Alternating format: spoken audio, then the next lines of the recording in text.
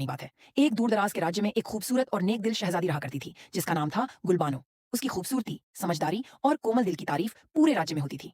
उसका दिल पवित्र था और आँखों में अपने सपनों की चमक थी। लेकिन एक दिन सब कुछ बदल गया।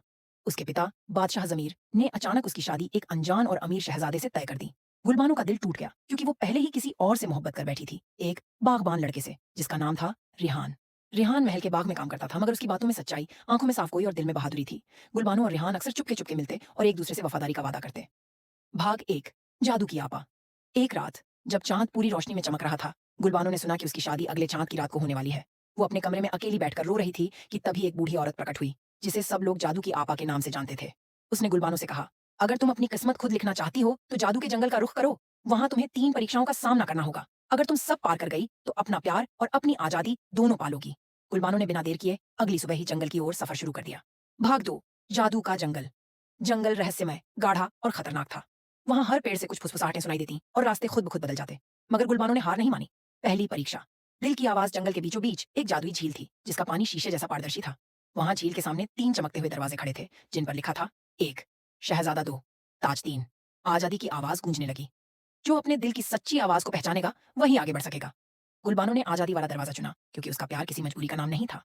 दरवाजा खुल गया और रास्ता आगे बढ़ गया। दूसरी परीक्षा। समय की भूल भुलैया। अब वो एक भूल भुलैया में पहुंच गई, जहां दीवारों पर बदलते मौसम थे और आसमान में तैरती घड़ियां। हर मोड़ पर उसे अपना अतीत, वर्तमान और भविष्य दिखाई देता।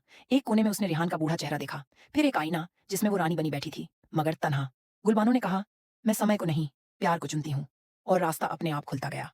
तीसरी परीक्षा। सच्चाई का आईना। अंत में वो एक अंधेरे कक्ष में पहुंची। वहां एक चमकता हुआ आईना था। उसमें उसकी तस्वीर कुछ अजीब सी थी, जैसे कोई स्वार्थी, लालची और जालसाज स्त्री। आईने से आवाज आई, "यह तुम्हारा अंदरूनी सच है। क्या तुम इसे स्वीकार कर सकोगी?" गुलबानो की आंखों में आंसू आ गए, मगर उसने सिर झुकाकर कहा, "हाँ, मैं अपने हर पहलू को स्वीकार करती हूँ। तभी मैं खुद को बेहतर बना सकती हूँ।" आईना चमका और रास्ता खुल गया। भाग 3, प्यार की जीत। जैसे ही गुलबानो जंगल से बाहर निकली, वहां रिहान उसका इंतजार कर रहा था। जादू की आपा आसमान से प्रकट हुई और बोली, "तुमने साहस, सच्चाई और प्यार को चुना है। अब तुम्हें कोई जुदा नहीं कर सकता।"